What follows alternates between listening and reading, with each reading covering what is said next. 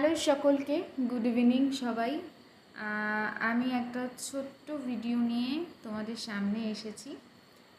এইটাই বলবার জন্য থ্যাংক ইউ 102 জন সাবস্ক্রাইবার। আমি এখনই সন্ধ্যেবেলা জাস্ট ইউটিউবটা খুলে ওপেন করবার সাথে সাথে আমি দেখতে পেলাম। আমার এখন বলতে পারবো আমি 100 জনের পরিবারের মধ্যে অন্তর্ভুক্ত। আমি মোটেও একা নই। তোমরা আছো আমার পাশে, তোমরা সাথে থেকো, পাশে থেকো।